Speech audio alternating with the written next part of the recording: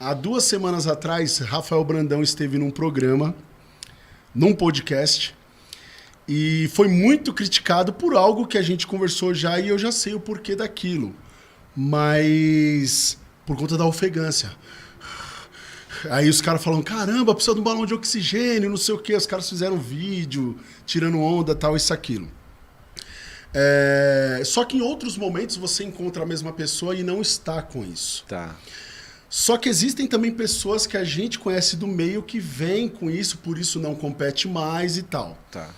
Essa questão da ofegância ao falar, já tem uma relação com a insuficiência cardíaca? Boa. Não, essa questão é super legal, super importante. Porque assim, ó, como que eu faço Então, assim, essa questão é multifatorial. Primeira coisa, quando você sobe o hematócrito do indivíduo, então o cara tava lá com um HB de 15, foi para 18, 19. E o que sobe o hematócrito? O esteroide, o GH, a apneia do sono, entendeu? Tudo isso pode... O esteroide por si só, uma simples assim, TRT, ou ficar um pouquinho suprafisiológico, já pode subir esteroide. Eu tenho um paciente que o único problema é só esse. Já pode subir hematócrito, desculpa. Sim. Assim, o cara fica lá com a sua testosterona de 2.500 e o único problema que o cara tem é ter que fazer sangria periodicamente por conta de policitemia, de HB de 20, 19. Ok? Isso pode causar dispneia, ofegância, essa ofegância. Porque você tem uma desproporção, uma deficiência da entrega do oxigênio. Entendeu? Esses pacientes, às vezes, eles são policitêmicos e ferropênicos, tem pouco ferro. Então tem pouco conteúdo de ferro. Quem carrega, que é a dieta do arroz e frango, e fora isso, o cara aumentou drasticamente a quantidade de hemácia, mas a quantidade de ferro é pouca. Então, vira e mexe, acontece isso. O cara ele tem muito sangue, muita hemácia, mas pouco ferro. Então, a entrega DO2 de oxigênio, a DO2 de oxigênio é redundante. Sim. A oferta de oxigênio, a DO2, ela é prejudicada. Então, o cara pode ter dispneia só por causa disso. Lembra que dispneia é coração, pulmão, musculatura esquelética e a capacidade de vasodilatação. Então, outra coisa, treino cardio fofinho. Ou sem treino cardio. O cara não treina cardio nada. No caso específico, a gente acredita que não, que realmente faz algo tudo muito bem feito. Então, assim, digamos assim, no caso dele ter feito uma sangria dias antes, quanto tempo antes isso teria melhorado já? Legal. 2 semanas já é para estar melhor. Aí, assim, ó, outra coisa, que isso é muito importante. Que isso eu pego, por isso que eu falo para os caras, me avisa se está fazendo o blast. Porque, vamos imaginar, esse paciente perdeu a fração de ejeção. Ele está fazendo esteroide anabolizante, ele perdeu a fração de ejeção. Ele tinha 70, hoje está 58. Mas isso não está causando problema nenhum. Mas aí ele vai fazer um blast. Ele vai usar 1 grama de testosterona, vai usar trembolona, tá? Durante o blast, a fração de ejeção dele vai cair mais ainda. Vai cair para uns 40. Ele pode fazer uma lesão de isquemia, reperfusão, ele pode fazer um stun de um miocárdio atordoado. Então ele pode estar fazendo uma insuficiência cardíaca aguda. No momento que ele está fazendo o blast, ele tem uma piora aguda da fração de ejeção. Só que o que acontece? Ele não faz exame, ele não fez a ressonância. Eu faço a ressonância no meio do blast. Porque se tiver acontecendo alguma coisa, aí a gente fala, pessoal, vamos interromper, vamos encerrar. Porque às vezes eu já tive paciente que caiu para 30 de fração de ejeção. Esse cara vai ter falta de ar, ele está tendo uma IC aguda. E fora isso, às vezes o cara cresce pra caramba, ganha 10 quilos em 2 meses, entendeu? Isso é outra coisa, entendeu? Assim, você não teve... Você se tornou... Você aumentou bastante o seu peso...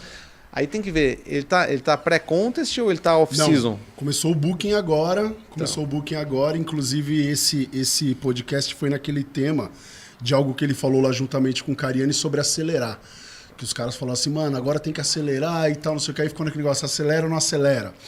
E, ou seja, mudaram algumas coisas, algumas pessoas até sugeriram para ele a troca de coach e tudo mais, mas enfim, não, o Aceto fez um trabalho muito bom para ele estar ali em 10º lugar ali no Olímpia. Mas a questão é a seguinte, o que você vai fazer com essa informação? E é isso que é a questão. Por exemplo, medir, que nem você me perguntou, ele pode estar desenvolvendo uma insuficiência cardíaca? Pode, mas provavelmente isso daí vai ser transitório. Quando ele estiver no off-season, quando ele aliviar, a fração de ejeção dele vai subir de novo, entendeu? Vai melhorar, entendeu? Ela vai dar uma melhorada, você entendeu? Porque acontece isso. Isso é mais comum no pré-contest ou no off-season? O quê? Cair a fração de ejeção? Essa transitória. Por quê? Porque é realmente uma insuficiência cardíaca transitória. Aguda, é. E isso acontece mais comumente o quê? No pré-contest ou no off-season? No pré-contest, com certeza. Então na verdade... Off-season, o paciente fica estragado metabolicamente. Porque, assim, é a hora que ele vai comer mal pra caramba... Entendeu? Assim, o cara, o paciente... Então, assim, tem estudo assim, que vê que a gordura visceral aumenta muito, a gordura marrom, mas assim, então, assim, o perfil metabólico, a resistência à insulina às vezes dá uma subida, entendeu? Então, assim, em menos de um mês depois do Mr. Olímpia, isso aí é um rebote do pré-contest. Muito provavelmente. Isso que ele teve. Esse momento que ele apresentou-se dessa forma. Por quê? Porque foi agora no final do ano, Olímpia, e agora no início do ano, né, no final do ano passado, e agora no início do ano ele teve nesse podcast, né, na semana retrasada, e as pessoas criticando, falando. Mas, por exemplo, eu olho para isso e eu vejo e falo, cara, isso é algo comum do esporte. É comum. Comum do esporte. Não, é aquilo que eu falei, o que fazer com essa informação, entendeu? Então, às vezes eu acho, assim, é melhor... teoricamente, nem mexer. Porque, assim, os pacientes meus que competem, os bodybuilders, assim, que competem mesmo, os caras falam, não mede nada, não faz ressonância nenhuma, porque se vier baixa a fração de ejeção, eu não vou parar. O cara fala, eu não vou parar. Então, a informação só é válida se for alguma coisa que você vai mexer, entendeu? Que você vai conduzir. Agora, se não. O que eu acho que para esses caras é mais perigoso é a arritmia. Agora, que ele está tendo uma insuficiência cardíaca aguda, ele está tendo. A trembolona vai fazer isso, vai deprimir. Teve um atleta do Rio de Janeiro que eu tive a sorte de pegar, foi a partir daí que eu comecei a fazer. Porque o cara me avisou, falou, doutor, a fração de ejeção caiu demais. Olha só o que está acontecendo. Eu falei assim, como é que está o seu esquema? Como é que está o seu ciclo? Ah, não, eu estou em blast, eu tô no meio do blast, ele falou, entendeu? E teve queda da fração de ejeção. Então, assim, o que a gente pode é documentar. Agora, o que acontece? Aí sim, porque assim, ó, pensa bem, foi aquilo que eu falei do jovem, do atleta. O atleta ele não vai ter uma grande dispneia, ele não vai ficar muito sintomático. A fração de ejeção dele vai cair bastante e ele não vai sentir muito, entendeu?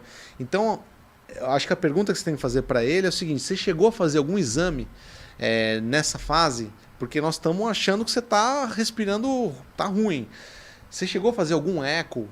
Ou pelo menos, se não fez uma ressonância, pelo menos um eco, para ver como é que está a situação agora, entendeu? Porque isso é realmente sintoma de uma insuficiência cardíaca. É um dos sintomas. Porém, é um dos sintomas. Mas, porém, é o seguinte, o cara conduziu lá, acho que umas 4 horas de conversa, mesmo assim. Dispineico. Tá? Desse jeito. Tá. E desse jeito que, tipo, até enquanto alguém estava questionando, você ouvia ele... Tá. Agora, outra coisa.